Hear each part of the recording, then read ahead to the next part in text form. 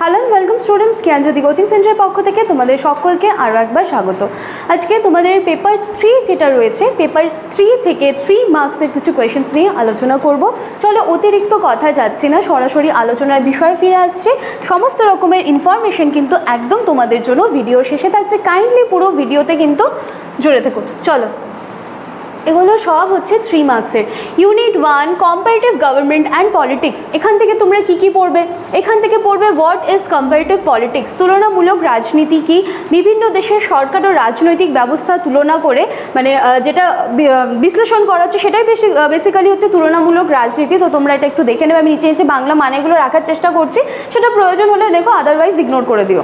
আচ্ছা, name 2 methods used in comparative comparative political analysis. ঠিক আছে, এটা দেখবে।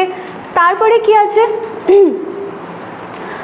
3 নম্বরে mention 2 features of the liberal political system. সমস্ত কিন্তু 3 মার্কসের আছে। Number 4 what is meant by rule of law, আইনের শাসন বলতে কি বোঝো, ভালো করে দেখবে। নাম্বার 5 কি আছে, right 2 features of the socialist political system. এগুলো কিন্তু তোমাদের সমস্তটাই 3 মার্কসের আছে। ঠিক আছে, যেখান থেকে তোমরা কম্পারেটিভ পলিটিক্স ভালো করে দেখবে, what is meant by rule of law দেখবে ভালো করে। Number 5 right 2 features of the socialist political system ভালো করে কিন্তু দেখবে। এর সাথে সাথে number 2 name 2 methods used in comparative political analysis. ঠিক আছে, এগুলো কিন্তু তোমরা একটু ভালো করে আর একটু ভালো করে নজর দিয়ে যাবে। চলো চলে যাচ্ছি নেক্সট ইউনিটে। ইউনিট 2তে কি আছে,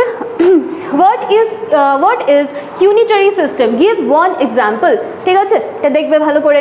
number 7 name 1 federal country and 1 unitary country. এটা ভালো করে কিন্তু দেখতে হবে। হ্যাঁ, একটা ফেডারেল এবং আরেকটা হচ্ছে ইউনিটারি কান্ট্রি যেটা আছে, যেমন ফেডারেল হচ্ছে যুক্তরাষ্ট্র এবং ইউনিটারি হচ্ছে যুক্তরাজ্য। এই যুক্তরাজ্য থেকে তোমরা কিন্তু একটা না একটা প্রশ্ন কিন্তু পাবেই এবার।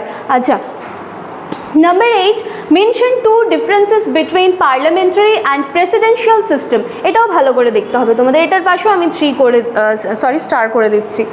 আচ্ছা, এরপরে হচ্ছে what is meant by federalism, এটা ভালো করে দেখতে হবে।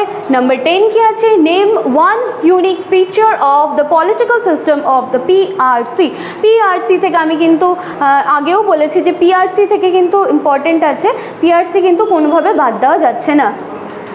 ক্লিয়ার আছে? চলো, ইউনিট 3 অ্যান্ড ইউনিট 4 এখান থেকে কি পড়বে তোমরা দেখো। Mention 1 function of the second chamber in the UK. ঠিক আছে, আচ্ছা, what is the role of president of the NPC and PRC. ভালো করে কিন্তু এগুলো পড়তে হবে, এগুলো কিন্তু অতটাও জটিল নয়, ভালো করে পড়বে, ক্লিয়ার হয়ে যাবে বিষয়গুলো। এছাড়া আমি চ্যানেলের ডিটেলসে কিন্তু আলোচনা করেছি, ওটা গিয়ে তোমরা দেখে আসতে পারো। আচ্ছা, নাম্বার 13 কি পড়বে, right 1 difference between British and American party system. ঠিক আছে, এটা ইম্পর্টেন্ট আছে, এটা আরও ভালো করে পড়তে হবে। আচ্ছা, number 14 what is the role of the speaker in the US presidential system. এটা ভালো করে পড়তে হবে। ঠিক আছে, what is the role of speaker in the US presidential system.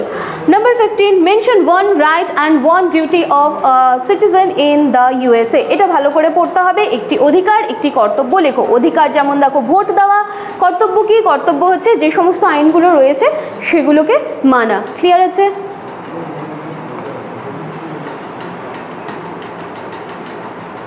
চলো, তো এই ছিল আজকের ক্লাস বা আলোচনার বিষয়।